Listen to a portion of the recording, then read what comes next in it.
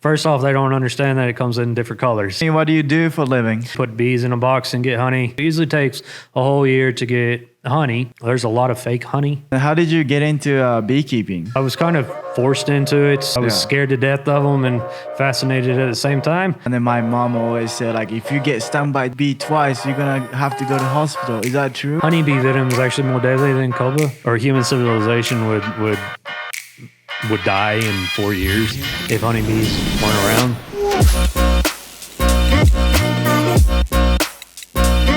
All right. What is going on, everyone? Welcome to Frank Podcast episode 16. We have a special guest, Justin Scott. He is a professional beekeeper and a owner of Sweet Stingers Honey Apiary. Maybe I kind of messed it up how to say it. But welcome to the show, Justin. Thank you for having us. How are you? I'm good. How are you doing? Good. So can you kind of tell me what do you do for a living? Yeah, so I'm Justin, and I'm the owner of Sweet Stingers Honey and Apiary. We are a beekeeping operation here in Oklahoma. Our main focus is professionally managing bees for people that want or need bees around the area, but they don't necessarily want to be the beekeeper. So we do all the work, they enjoy the bees, and bees win in the end. When is what's the situation people need the bees? For pollination purposes, like if they have gardens, farmers need them. Anybody that needs anything to do with food pollination will need bees. A lot of people just want bees around for like honey and stuff. So local honey can help with allergies in certain situations. People like the local aspect of having honeybees around for that too. Yeah, and then how did you get into beekeeping? Yeah, so my grandfather was a beekeeper. Yeah. I started around the age of 9. I just kind of got into it. It was I'll back up. So I was kind of forced into it. So my grandfather had a large garden in his backyard. That's what he used bees for the pollination. And I was cutting okra probably, and he needed help with a beehive that he was making a split on. And so he called me over there. I went over and he needed help getting a beehive on the truck. So I jumped up on the truck and turned around. Next thing I knew, there was a box in my hand, bees flying everywhere. And that's kind of like my start. I was scared to death of them and fascinated at the same time.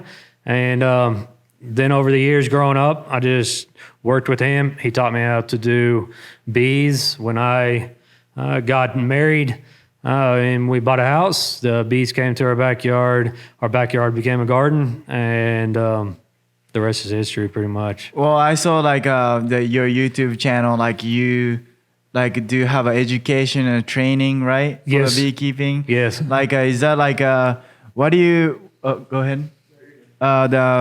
What do you think about do you think, I have no idea about beekeeping, right? No. But it's just what is the kind of typically people come to you for education or? Yeah, so for people that want to be beekeepers, we teach them how to be beekeepers. Yeah. The best that we can. So we do a large education. We do videos on our YouTube channel.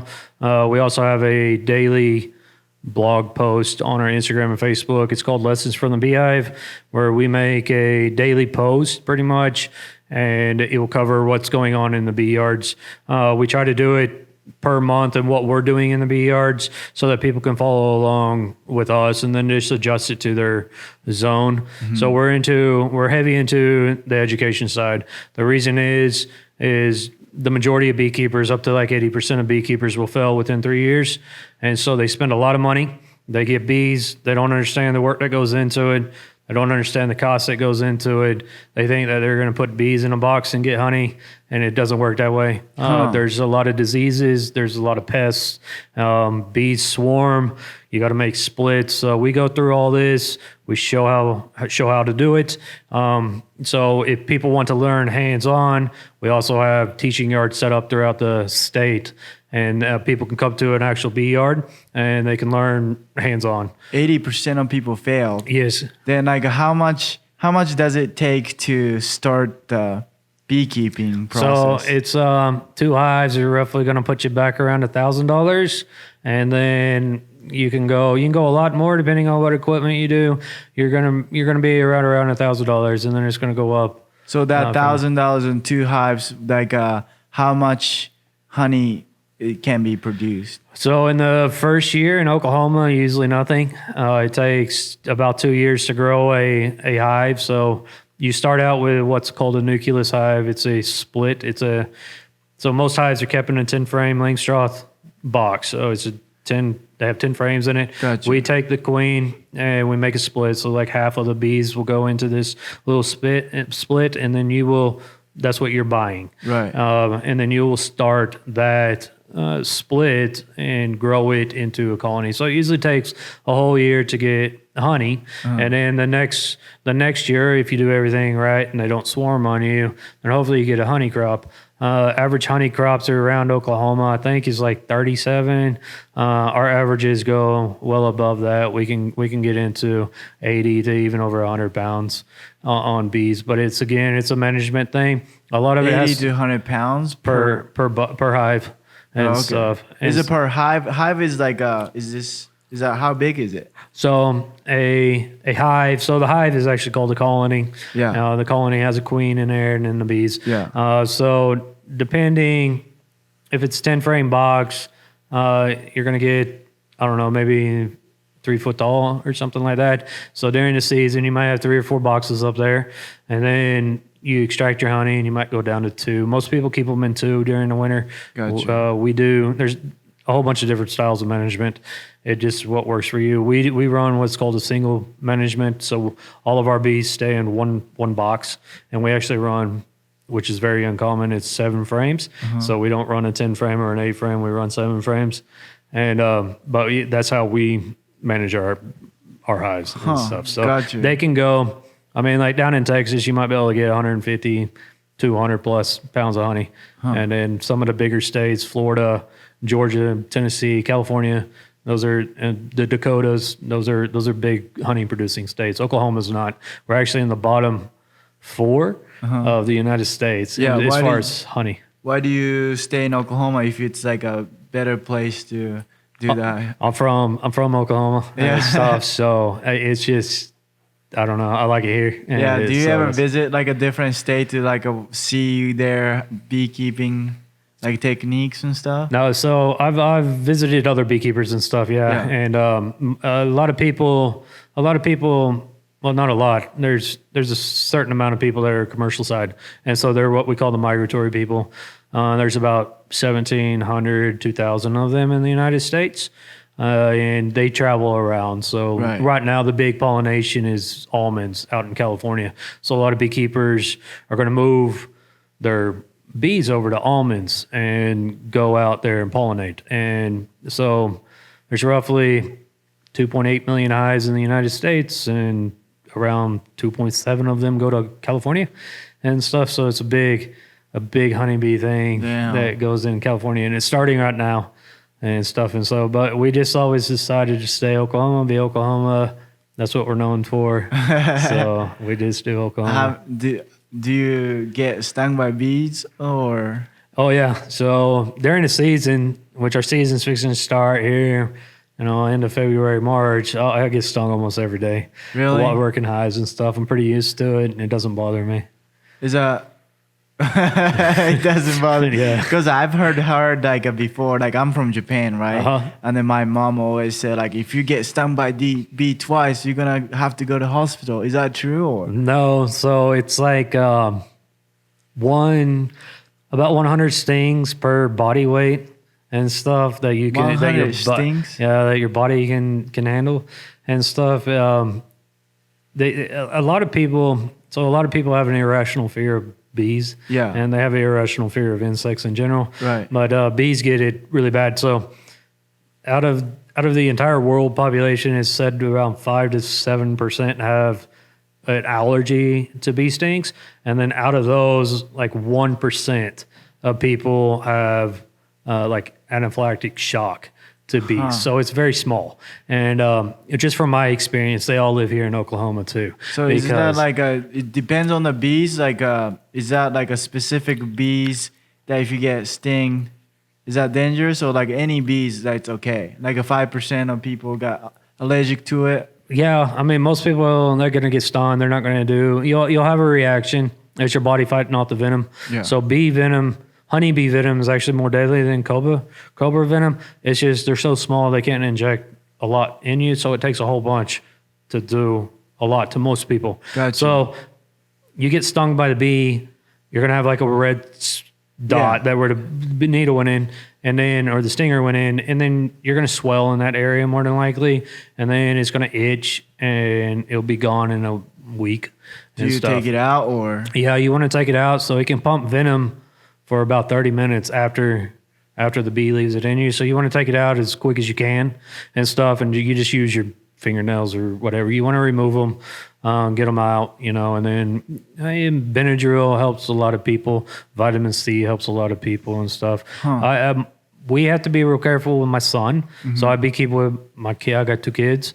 We have to be careful with him. He has to make sure that he's in a suit and gloves and everything, because he swells up really bad and stuff. But my daughter, she doesn't react. My wife doesn't react. I have no reaction whatsoever. Do you think your son's gonna take over your family business? Yeah, he's into the bee part and stuff. So yeah, my daughter does the wax part. She makes candles and does all kinds of wax. So stuff. So other than honey, right? Like what can that beehives? What's that called? Even like a beehive? Is that honey? Like a produce honey? It could be a candle. You say? Yeah. So the comb, the bees store their honey in, and that raises their brood. So brood is baby bees. That is called the wax, a comb, like a wax comb. That is where beeswax comes from. Oh, gotcha. So you can melt down the beeswax, and you can make different products. We make lip balms and lotions and candles. Gotcha. You can also harvest the raw pollens that the bee brings in. And so there's special pollen traps that you put on a hive. And so the bee has to squeeze through a little bitty tiny hole. Yeah. And the pollen is on the backside of the bee's legs. So they're on the outside of the bee's legs. They're like saddlebags on a motorcycle. And so when that bee tries to fit through that hole, it knocks those little pollen balls off, and we capture it in a trap. And so we also sell raw pollen. We trap propolis, which is another thing. It's with the sticky substance of a beehive. We trap that. We sell that. A lot of people use it for medicinal purposes, tinctures, things of that nature. So there's What's quite a bit of for? The what? What's that good for? The propolis. Yeah. There's just some like health benefits, antibacterial. It has a lot of the antioxidants in it to help with different elements. Like some people say, to help with fighting cancers and different blood pressures and that's cool. And things of that nature. It's just weight loss. It can go into there's different things. It depends on what the person's doing and what it's going to be mixed with. A lot of people mix it with herbs and stuff, and they'll make different things. Like you can eat it, and it helps you, to stay healthy in general and stuff, not get sick and stuff. So is that like true that the honey is that like only food that doesn't go bad forever? Yes. So they have found honey in like King Tut's tomb, and it's like 3,000 years old, and it can still it's still edible. So what honey does is this is the liquid form of honey in these bottles, and it will crystallize eventually. Raw honey will crystallize. When it crystallizes, it just turns solid. Okay. And so that's how honey protects itself, basically. And so if it's stored properly and it doesn't get contaminations and it doesn't have any like air that gets to it or moisture, that's the big contaminants of it, it will stay, it's edible for lifetime. I mean, forever and stuff. They haven't found the expiration date. The reason why it has expiration dates on it is because of the bottles. It's kind of like water, you're like water, a bottle of water has expiration date on it and stuff. Water doesn't really technically go bad. It's just your bottle that the waters in and stuff. That's why the expiration date's on there. I never realized bottled water had a expiration date. Yeah. But this is like delicious. Yeah, well, thank you. This is like So- I never tasted honey that like it doesn't. It's funny. It's sticky, but it doesn't really like like regular honey. Like you have to like squeeze real hard. Yeah. Is that like what's the difference between these? So honey? this is raw honey. This is straight out of a beehive. We do nothing with it. We do not filter it. We don't heat it. What's the difference between this like a dark orange one and this? So it depends on what the bees. It depends on the area. It tastes different. Yeah, they taste different. They taste very different and stuff. Like this is going to be really strong. This is a buckwheat honey. We work with different farmers. We work with a bunch of different people that cover crop. We have bees on like flower farmers that are flower growers, and they, the bees, depending on what they're pollinating, depends on the flower source of what they are going to get into. So that determines a lot of the different flavors and stuff. So there's 8 different colors of honey, which most people. This is my favorite. Yeah, so far, that one's a popular one. These 2 are really popular, and then I have another one, but we ran out. It's from my backyard. We put a purple dot on it. And it's a really popular one too. But so what the bees are foraging on flower-wise will give it its flavor of honey. It'll give its color of honey, and that's just. So it's more like a darker, like a taste. I can't like a dark sugar. Like kind of so taste. this is what is most commonly referred to as like a buckwheat honey.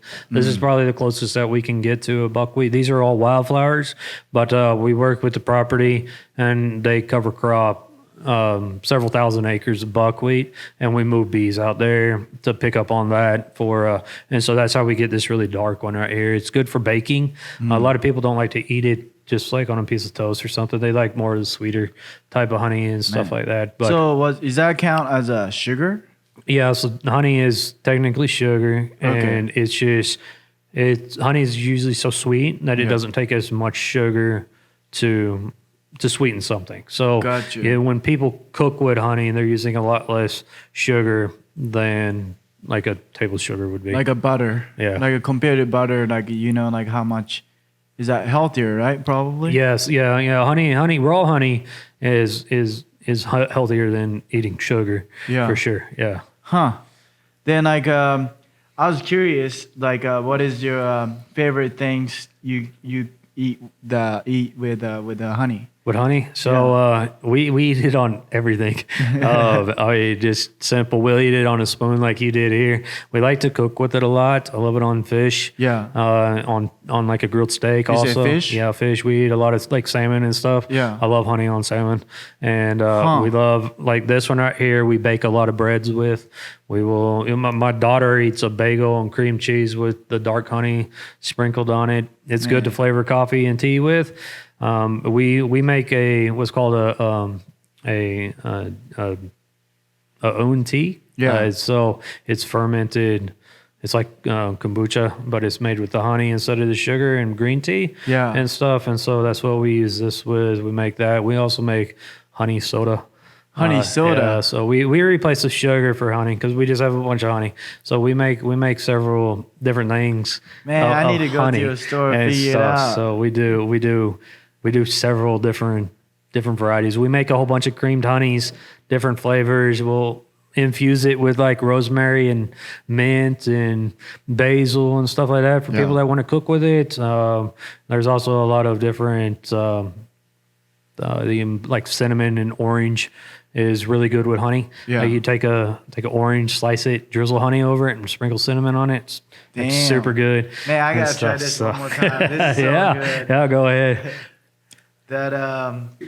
Yeah, so every time that we sell through a farmer's market in Edmond every Saturday, and every time that we're there, we set out. So right now we have basically these 5 right here, but during the end of June and July when we're extracting, because we don't blend all our yards together, we have over 81 locations here in Oklahoma, and we will have we'll have up to like 22 different types of honey, and we let people sample everything so that they're getting a good honey that they want. You know, some people really love, this is all that they want right here. Gotcha. And then some people really want just a sweet one. And then these are going to be kind of like in the middle of these two right here and stuff like that. So honey comes in a very wide variety. There's over 300 different flavors of honey just in the United States. So the raw honey is different because of the type of flower, type of crop. So raw honey and like store-bought honey. So store-bought honey is pasteurized and stuff. So it's being heated up, usually like filtered as well. And so it's been removed from a beekeeper. There's a lot of fake honey out in the market. Honey is the third most fake food in the world. Damn. So olive oil and milk are 1 and 2, and then honey is number 3. So there's a lot of people cut it with syrup, like corn syrups, rice syrups, and stuff like that. Damn. And so there's a lot of that goes on in the stores. But it's been processed. That's why it's at store. It's very clear, and it doesn't crystallize. Like you leave these out long enough, they're going to crystallize on you and stuff. Like if you just set them out here within a month, this one will probably go the first. It'll be crystallized and stuff. And what it does is it just turns rock hard and stuff. Store-bought doesn't do that. It will take years to really get it into that. So whenever crystallized, do I microwave it? No, never microwave it. So what we suggest is take a pot of boiling water and so boil the water, remove it from the stove, and then you just set the jar in there, and then it will liquefy. And then you can also take it and put it in your oven. If you put your oven at like 150 degrees, if it can go that low, then set the jar in there with no lid on there, but set the jar in there, and within about an hour to 2 hours and stuff, it will be back to liquid, and it won't heat up the jar fast enough. It won't heat up the honey fast enough to kill it. So if you microwave it, you could potentially boil it, and then you're pasteurizing it and stuff. So you want to do it slow. So boil water, take it out from the fire, and then put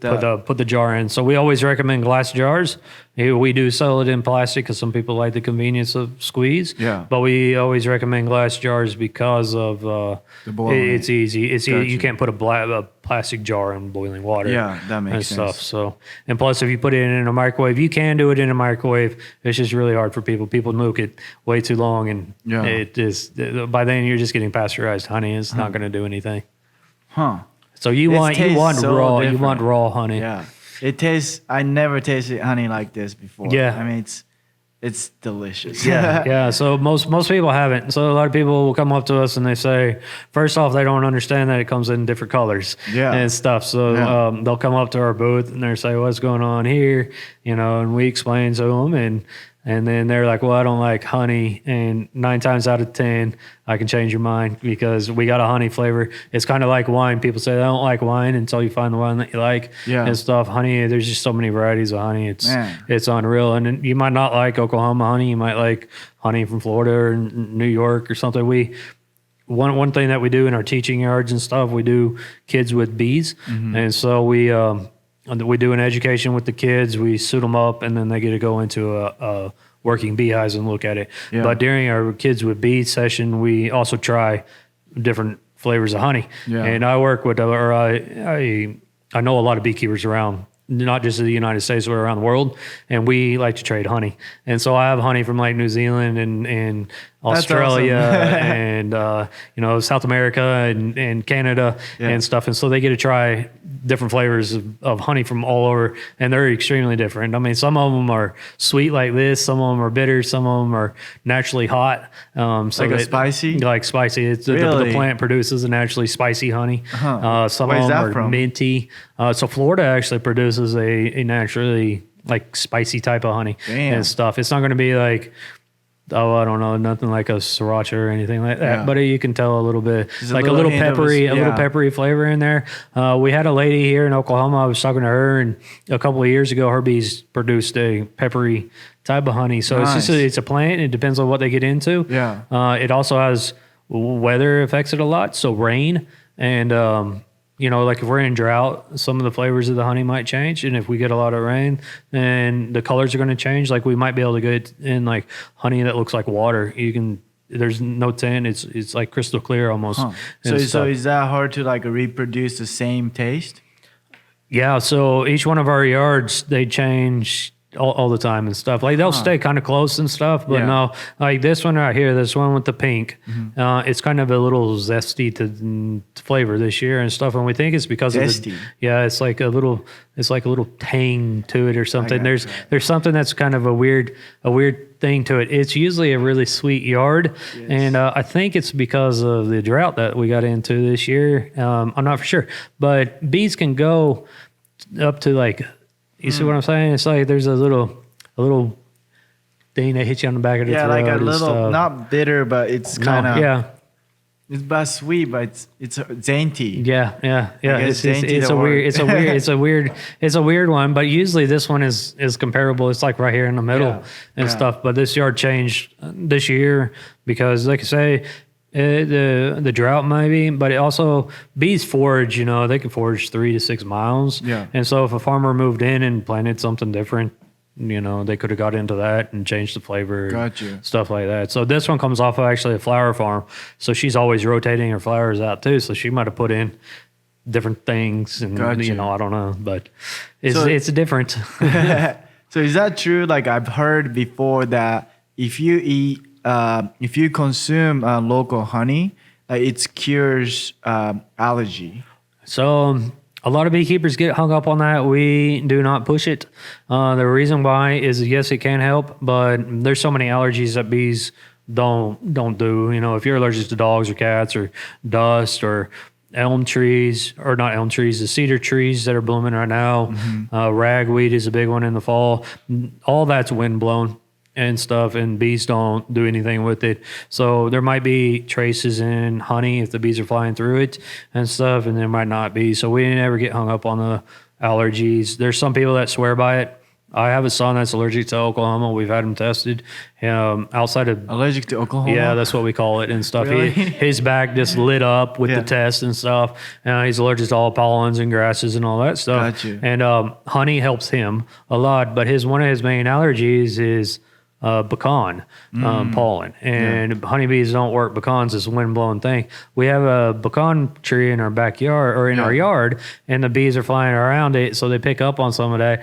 But we could tell a big difference in my son. Yeah. But that's all that we tell people. I'm not going to say it's going to cure your allergies, but if it helps, then that's a good benefit for you. And stuff. So we always tell people, if the honey doesn't work, try raw pollen and stuff. Raw pollen is going to be a lot heavier dose. It's going to be a higher dose of the tree pollens and different pollens plant pollens that are coming in. So that one might help a lot more than what raw honey could do as well. So there's traces of pollen in all these, but the raw pollen is going to be, that's just straight pollen and stuff. So and then also I was talking to my friend and then my girlfriend, and she told me that if there's not honey, the world will crash and people die. So so Einstein said back in the 70s or something like that, the world human civilization would die in 4 years if honeybees weren't around. Yeah. So if bees weren't around, bees are responsible for 1 in 3 bites of food. They're responsible for entire ecosystems. Plants need pollination to produce other plants and things. So bees have been declared the most important living species in the world as well. I don't think today, if we lost all the bees, it would kill everybody, because the top 5 foods don't need pollination. I mean, you got white rice and wheat and soy and corn. They don't need pollination, and that's what a lot of people eat. But it would have catastrophic damage. We'd have food shortages like we've never seen before. It would have a massive kill off for sure. Gotcha. And stuff. We would suffer. The world would suffer. The world has to have bees in order to keep going. Yeah. But the world also needs insects in general. I mean, the insects are like the whole entire breathing system of the world. They care for everything that revolves around insects and bees. Yeah. So it would definitely be a catastrophic thing without them. Yeah. I mean, I like to have what your answer is. I imagine, bee is going to be, of course, Yeah. But I like you being frank about this. This has happened, but it'll be okay, but it's gonna be bad. It will be bad. I mean, like it will hurt, especially third world countries and stuff. Like I said, we'll have massive food shortage and stuff. There's too many plants that we eat that solely depend on pollination. We'd just lose a tremendous amount. Fruits and vegetables would be almost non-existent and stuff. So even like coffee though, like a lot of people think bees only pollinate fruits and your vegetables, but I mean, they can increase cotton yields. So for like shirts and stuff like that, they can increase your yields on alfalfa so that we produce for cattle can eat and stuff like that. But they also are like responsible for chocolate and they're responsible for coffee. So if you drink coffee in the morning and you have coffee or chocolate, you know, you have to thank a bee for that because they're responsible for it. Yeah, I got to thank bee every day. So like, you know, I'm not any expert or whatsoever for bee or like plants or anything like that, but I was reading a little bit about that climate change is kind of affecting the bees' lives, I guess. Is that kind of true or? Yeah, so climate change, I think climate change is affecting like everything and stuff. A lot of... the biggest problem with bees, and the biggest problem with pollinators is forage. So it's like cities. So we've taken out all the plants and we build concrete roads and buildings and stuff like that. So we're eliminating their forage that they can go after. Everybody has a Bermuda yards. Bermuda grass serves no purpose for anything. It's not pollinator friendly. It's not insect friendly. It's just green grass that serves no purpose for much of any life on Earth. So a lot of our forage is being just completely ripped out. When a builder comes in and buys, you know, let's say 80 acres and builds a neighborhood on it, you know, what do? They come in with a bulldozer and they bulldoze every tree and they make it flat. And then they come in and whatever the cheapest trees that they can get, they put in their yards and stuff. They might not be pollinator friendly. The biggest thing that people can do to help pollinators out if they're worried about it or if they just want to help them out is plant native.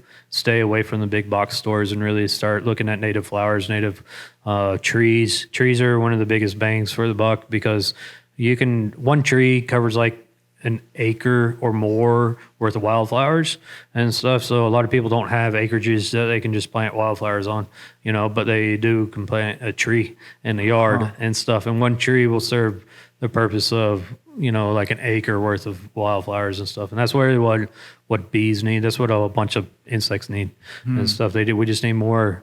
We need more forage and stuff. More trees. So, we need so much more. You know, trees help cool Earth.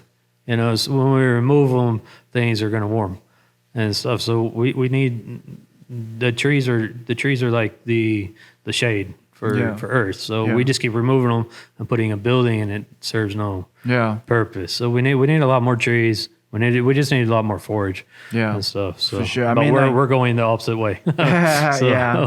And technology and all that kind of stuff. Yes. And I remember like whenever I was a kid, like in Japan, my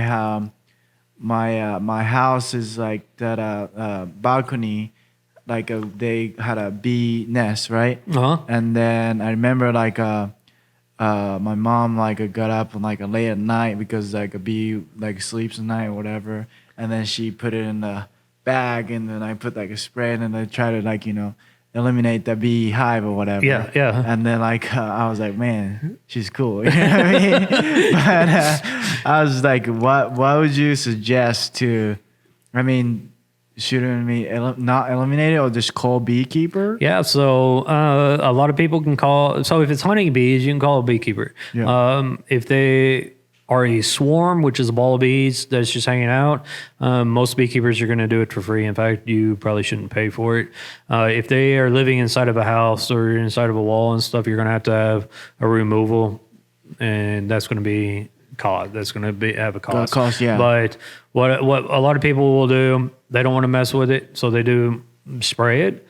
And what happens is, when you spray it and you kill all the bees, let's say you killed all the bees, all that comb, all that honey it's no longer guarded by bees. So now you get other like roaches. You'll get mice that come in and they're eating it and stuff. It also, when bees are not occupying honey and stuff, if it's nectar and the honey is not cured yet, then it will ferment and it can run down your walls. You can come up with a bigger problem on your hands because you wanted to take an easy route and save a couple bucks, and now all of a sudden you got a massive problem on your hand. If you don't remove all the comb out of the, like if it's in a wall, if you don't remove all the comb, then another bee hive could swarm and move into it. So you're just rotating the cycle again. It's just an endless loop and stuff. So you always want to get it removed. A lot of the pesticide companies, you know, like Terminex, your Orkin and stuff like that, they work with beekeepers. They'll call us and be like, hey, I got honeybees in here. Can you guys come in and remove them? We'll remove them. And then they will come back in and do their whatever they do, they're spraying and stuff. So a lot of pesticide companies are they know the value of the bee, and you know they're trying to educate people, but there's still a lot of people that are just spraying willy nilly. They just spray, and it just goes for everything. I mean, should people call you or? Yeah, they can call me. We do removals, and we'll collect swarms for free. And if we can't get to it, I have a network of beekeepers that we can give numbers to. We can text, like we'll get information. We give out a whole bunch. I have guys that are completely insured. You know, they can do commercial buildings and anything. I mean, and I always suggest paying for somebody that's insured. You don't want somebody cutting a hole in your wall that's not insured, and they hit an electrical wire, and then all of a sudden you got either a fire going on or you have no electricity in your house. That's not good. So don't go the cheap route always, you know, vet the beekeeper. But if you call us and if we can't get to it, we will 100% give you recommendations. We have like 4 people that will recommend that will go all over the state, and they're all insured. That's awesome. We're insured as well. Oh yeah, awesome. Yeah, I mean I was curious about that. You know, I remember like that. My mom was a hero back then, you know, but that's probably wasn't good for the environment. No, I mean we don't like to see it. It happens. So honeybees are not protected or anything, so they're on your property. Most people will do like wasps. And wasps are an important pollinator as well, you know, but most people will kill the wasps. They'll get a wasp spray out and start spraying the little paper nests and stuff that hang up there and stuff. But most people, when they see honeybees, I don't know if most, but a lot of people that I know, when they see honeybees, they call a beekeeper and go that route first. Is that like whenever you go into mountains, this is some myth I know, that if you wear like a dark clothes, the bee can see you more. So like if you're going mountains, you should like wear like a lighter jacket, so like it's better to not get sting. Is that true? Okay, so yes and no. I don't know how true it is. I've worn black shirts around our hives and stuff. They're the predators of honeybees are like black bears and skunks, so they're black, and so that's where that kind of comes from. You know, like dark hair and stuff, it would have could trigger them. But we don't find that. But I do know I've had a kid that came to my house and stuff. A friend of mine, that's his kid, and he was in a black shirt and he got hit on the arm and stuff just instantly and stuff. And so some days, I mean, it could help. I don't think there's anything to it. I think it's just the hive, you know, but we wear white suits. That's a beekeeper suit and stuff, but like, my daughter has a pink one. And I mean, like blue, and I'll work bees in this. I mean, I don't look at the color or anything, you know, but some people swear by it, and you know, it's just one of those things, you know, if you want to. But white is cooler than darker colors. So when we're working out in the summer, when it's 100 degrees and you're on a full jacket, that stuff gets really hot. So you want the coolest colors that you can get and stuff. And bees don't really see white, and they don't see red. So red is so they see infrared colors, and so the red is not a color they see. It's like black to them and stuff. So that might be another trigger. So like a kind of colorblind. Makes sense. They see, well, not infrared. I think it's infrared. It's like fluorescent colors and stuff. So everything's like really bright, vibrant to them. Purple and blues are like their number one color. Like people think is yellow and stuff. It's actually like purple. And blue is what the flower colors that you're gonna go after the most. That makes sense. So, well, my team member here is like, hey, ask him to watch this like a TikToker. She does. She's a professional beekeeper saving bees across Texas. So she doesn't wear anything, but this has 103 million views. Yeah. I kind of want you to look at it and then kind of tell me what you think. Bees have been living in this backyard shed for at least 2 years. The landlord wanted to call an exterminator, but the family who lived here wanted to save the bees, so they called me. When I lifted up the floor, I found a huge hive full of gentle bees. The hive was so big I had to remove another section of floor to access the entire thing. Then I started removing whatever I removed from the original hive went right into the new one, so the bees would have everything they need to survive. After I removed all of the comb, I started scooping bees into the new hive. As soon as I put the bees in the new hive, So yeah, you can pick up bees like that with your hands. So we work a lot of hives like she does and stuff. I don't make it public though, like that. So all of my videos, all of my posts and stuff, I'm always going to be in a protection and stuff. I don't recommend. So she gets a lot of backlash in the bee community. I don't know who she is, but I've heard of her. But you heard of her? She's so kind of the reason why is there's strains of bees that can kill a person. Yeah. They're just highly aggressive. And so the reason why I will always have protection on when I'm in public and stuff is for that. I don't want somebody to watch me and think that that's easy to do. And it's like a fun thing. Beekeeping is extremely hard work. And, I'm not in it for the views and the likes and stuff like that. And that's not my thing. That's what her thing is and stuff. So if a kid got into a wrong situation, even if a dog got into a wrong situation, they could kill him.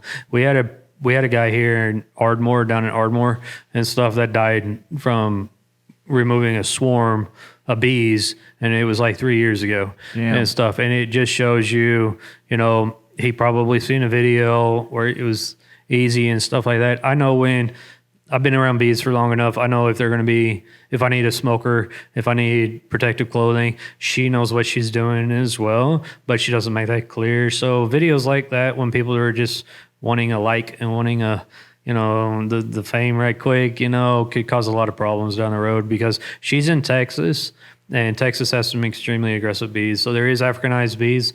Oklahoma has them in all 77 counties, but we don't come near across them like Texas, especially south. So that's why I don't agree with the social media posts on beekeepers that are just trying to get a like and stuff. So dude, not doing it right. Yeah. So she's doing it right. I mean, that is a proper removal, but she wants likes and stuff, so she's gonna do it. I mean, there's girls that do it in bikinis and things of that nature too. Really? So you're just like those are accounts for likes. That's what they go for. And she gets a bunch of views and stuff. Her way's not wrong. Like I said, we do a ton. I hate bee suits. They're extremely hot. I'll go out in shorts and t-shirts and flop flops and work bees all day long, but I don't show it and stuff, 'cause I just don't. I don't want somebody to follow me and then they get in the wrong situation. I know if a hive's going to be grumpy when I open the lid, and I always have a smoker lit and always have bee suit and protection within hand's reach that I can get to, and I'll put it on if I need to. I've been stung, like 300 times, over 300 times on my side and stuff. And they stung me so bad that it looked like I was in a fight. And it was black and blue right here. And I actually passed out from it. I got out of the situation, but the adrenaline got me to safety. I knew what I was doing. And but then later on, I passed out. I passed out for like 16 hours. And but a lot of people, when they start getting stung, and I never understood it. So when bees are attacking you, a lot of people freeze. They don't understand what's going on. Yeah. And it's hurting. They're screaming and stuff, but they're not moving. It's like they're completely stunned. And I always wondered, like, that can happen to people until I seen it. And we seen 2 girls that got really bad, stung a whole bunch. I mean, like 60, 70 times and stuff. And they completely froze. And it's the same time that I got stung on my side. And I was telling them, I was yelling at them, like, run, like, move and stuff. And they wouldn't do it. And then, like, something a couple minutes later finally snapped and, they took off. And so bees, when they're really aggressive, they can come out. Yeah. And the whole hive could come out, and by then it's too late and stuff. So that's why we caution the accounts like that. So dude, that would be scary situation. So she has some really cool videos on removals though. Her removals are insane. And stuff. Like, those are some big hives. Yeah. And stuff. I mean, I guess But you can scoop bees up. I have pictures where bees are just covering your hand. You see the pictures with the bee beards. Have you ever seen those and stuff? Yeah, you can do that. Like honeybees don't want to sting you, but there are aggressive strains that they don't care about stinging you. So you will know whenever bees are trying to be friendly? So I would say... Have you done that to yourself? Like I've never done the beard and stuff, but we scoop bees up all the time. Really? And stuff with our hands. I've never done the beard. I've thought about it. I've had people ask and stuff. So I might do it. Is that like you will know like, okay, this is like a safe attitude or like? Yeah. So like I said, most of the honeybees are gentle bees and stuff. Like I said, they don't want to sting. Most stings are accidental anyways. But how do you know the difference? Well, when you open a hive up and stuff. So anybody that's sticking them on their face and on their body and stuff, they already know those bees and stuff. They're not getting like an aggressive bee. Nobody's going out in the wild and just going into a tree and going, hey, I'm going to stick these bees on me and stuff. So you That's open crazy. it and then like they're like oh, they look like chill. If bees are going to come out at you when you open it. You can use smoke. Smoke is a tool and stuff. So you smoke a hive and then the bees will go in and they start consuming their honey and they get fat and then they have a hard time bending their abdomen down to sting you. And smoke is a beekeeper tool helps prevent stings. And like I said, I don't have to use smoke all the time. I mean, bees for the most part are gentle and you're not going to worry about it. It's just if you do get that one chance, you're gonna get stung a lot and stuff. So, and like her videos, you'll see her every now and again. She'll be in like a bee veil and stuff, and she has ones where she has jackets on and things of that nature. Most beekeepers can handle being stung quite a bit. And so that's a bee veil, and to keep them out. Like I'm almost always in that because I just don't like them in my face in the first place. But if I just need to check bees and stuff, like I said, those things, it just gets hot, and there's a bunch of beekeepers that just wear that setup right there. Gotcha. So like I said, the European honeybee is not here to sting you and stuff. It's just if it's crossed with a bad mix, bad genes or something like that. And weather has an effect on it. So the one that I got stung, she was a hive that came out of my backyard, but it was during a rainstorm. Like the storm was coming in, wind picked up. I didn't have a smoker on. And, I was just I just saw myself, I was going to be in and out real quick. Nothing's going to happen. And I was in that hive earlier. Yeah. So I already was there. And so, the whole situation just brewed up and they came after me and I paid it. So, you learn and move on. Yeah, so, that's true. But it can be really harsh for a lot of people and stuff. So, I mean, stings are no fun. They definitely hurt. Yeah, I bet. Yeah. I think I got sting once, maybe. They hurt. You remember. Yes. So I'm going to ask this question like I ask to everybody. So I like asking people to what advice do you give yourself to 5 years ago yourself? So it would be 2018 since 2023. So what were you doing in 2018? 2018. So 2018, we were actually just starting our business side. So I've been in bees for like 31 years with my grandfather. My grandfather was in them probably another 20 years before that and stuff. I don't know how long exactly he had them. But the business side, we didn't start probably earlier than that. So I think I got it. I think I came up with the name and everything in like 2013, 2014. And then until 2019, we were set up to go commercial. So we were set up to go to almonds and everything like that. That's what we were building for. When COVID changed everything, shut down everything, that's when we became what we are today, like backyard beekeepers is what we're known as. But that was when we were trying to get the business like really going, really taking off the ground. People knew that we had bees, but we never really did much of the business side. So in 2018 to now, it's a huge change. From 2018 to just 2020 is the biggest change that actually, like 2019 to 2020 is our biggest change that we ever had. So we went from a complete commercial mindset to getting all completely out of that and going into Oklahoma. Like we're like Oklahoma beekeepers. Like all of our hives are here.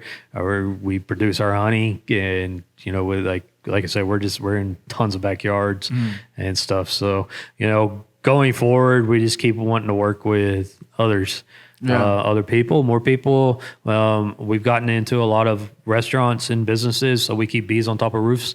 And so like a chef, if they want local honey, we keep bees for them on top of their restaurant roof or at a property where they want them at, and they can get honey to serve on their menus and stuff. So we've gone from commercial to doing a whole bunch of backyard stuff. Now we're into still the backyard stuff, but we're going into a lot more of the business and chefs. I like to work with local people and stuff. Yeah. And if they're wanting to do something with honey, then they're going to call me and we're going to get them hooked up. So there is a new Japanese restaurant opening in the Wheeler Park. I had a meeting today about making a new website, and then they're thinking about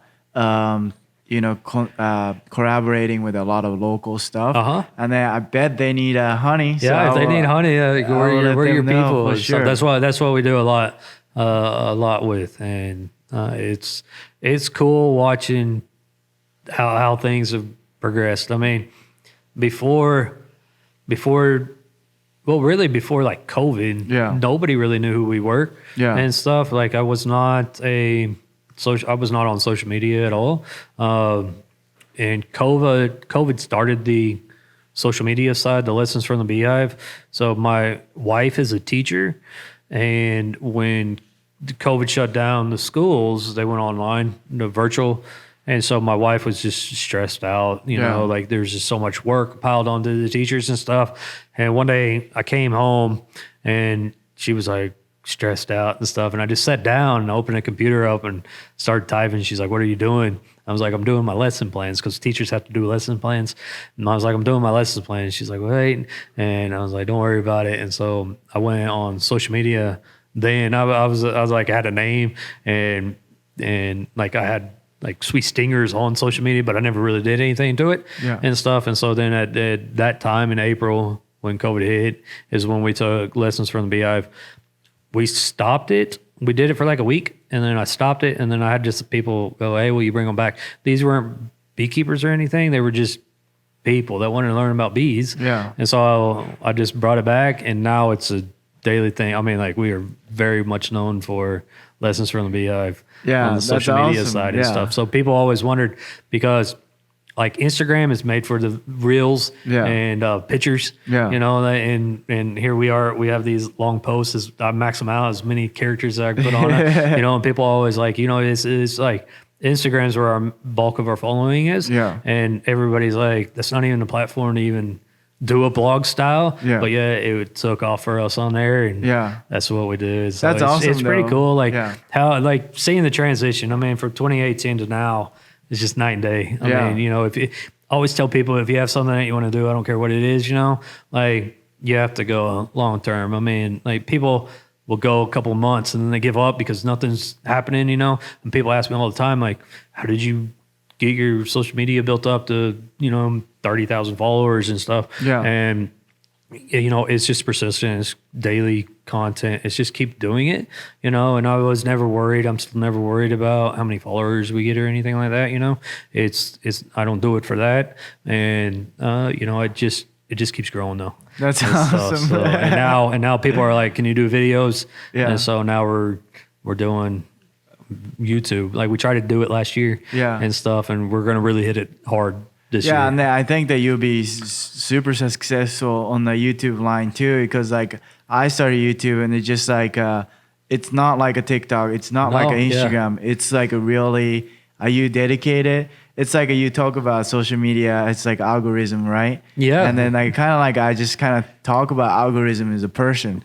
Like the algorithm will judge me like if I'm like a really dedicated person. Yep. If I'm a dedicated person, they'll reward you. Yes, yeah.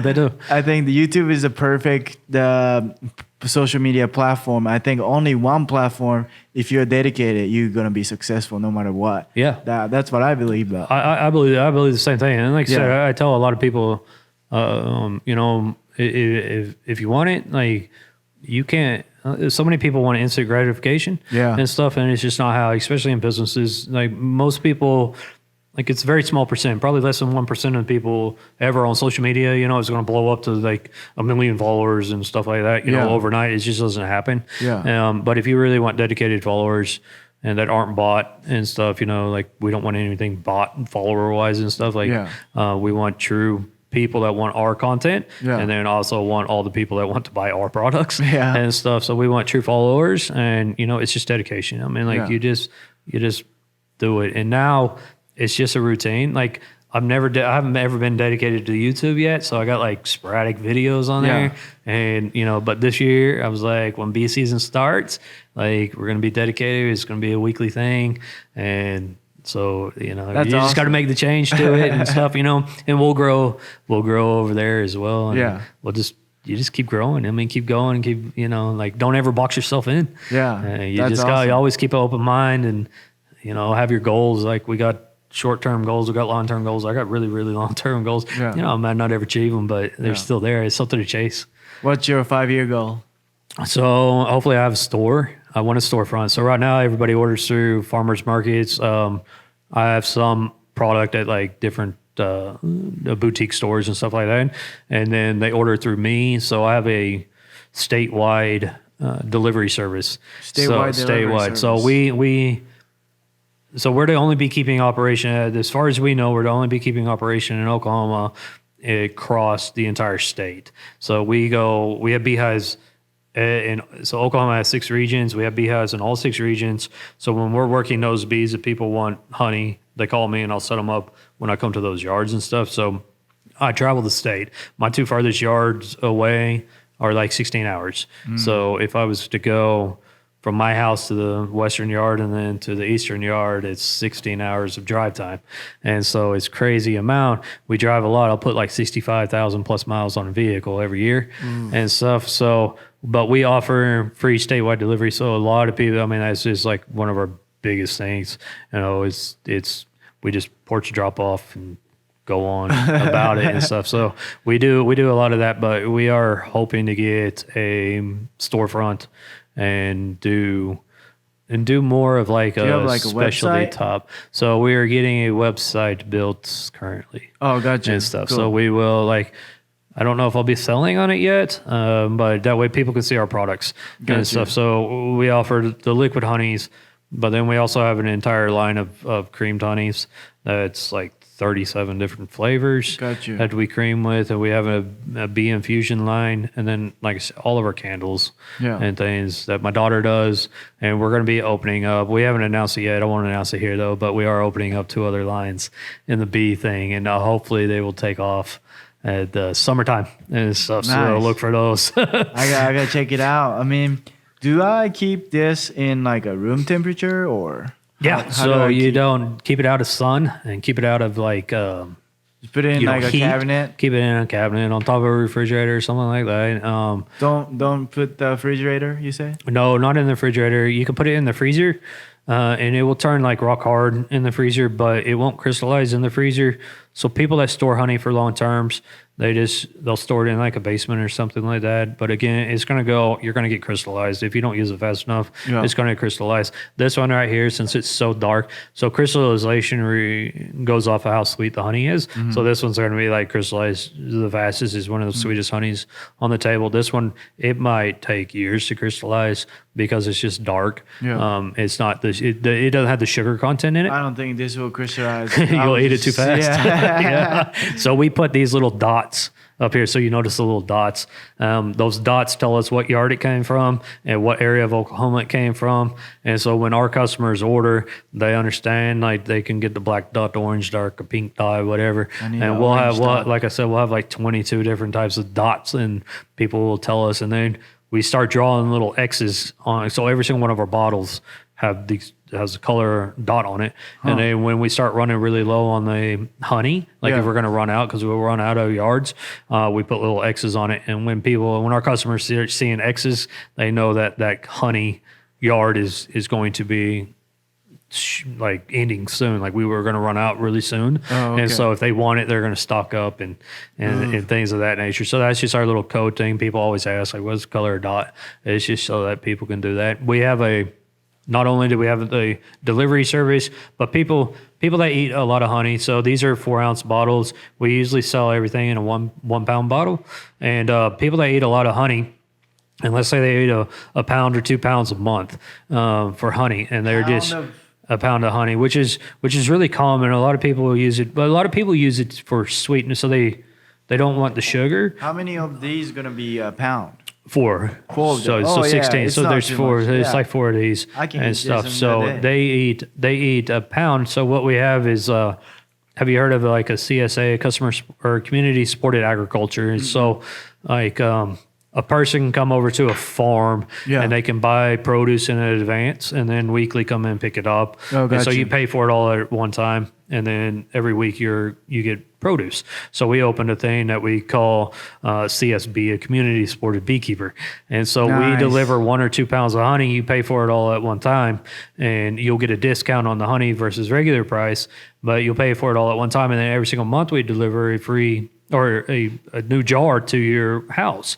And so you never ever have to worry about the crystallization if you eat honey that much. And if you don't, if people buy 3 pounds or 4 pounds of honey and they leave 3 pounds of jars out for us, 3 pounds, like we'll come by and we'll refill them and stuff. So we'll refill 3 pounds, and you also get a discount for that too. So we offer people a lot of ways to save money on their honey. How much is a pound of honey? And so we charge $16 a pound, and then it'll go down 16 and 16 a pound.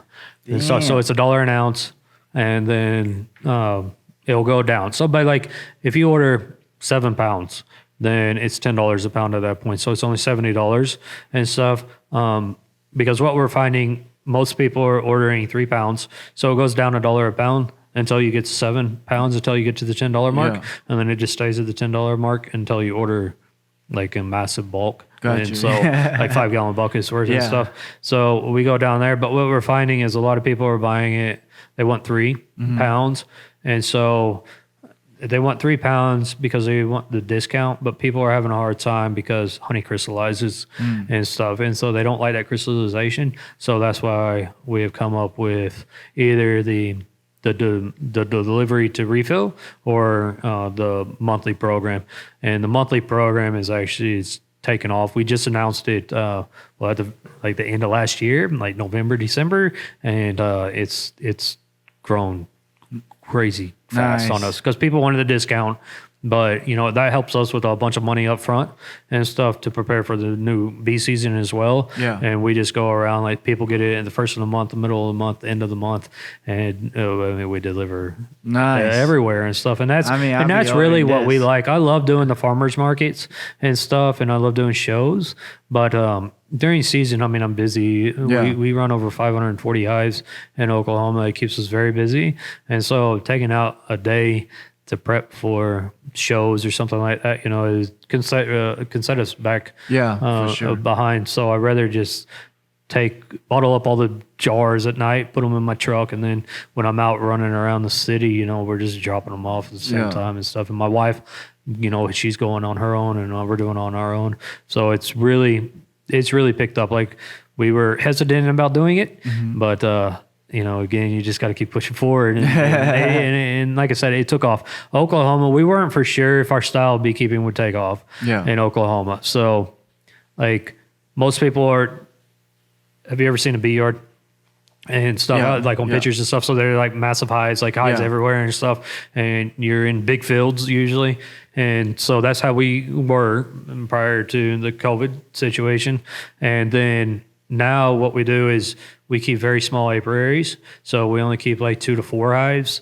Some of our largest ones where we mate queens and stuff, they might have like 15 to 20, but that's for different purposes. But for the mass majority, 85-90% of our yards are kept with 2 or 4 hives in the back of them. And so we keep very small hives or very small yards. And, Oklahoma, we're like, it's either going to work or it's not. And Oklahoma really took to it.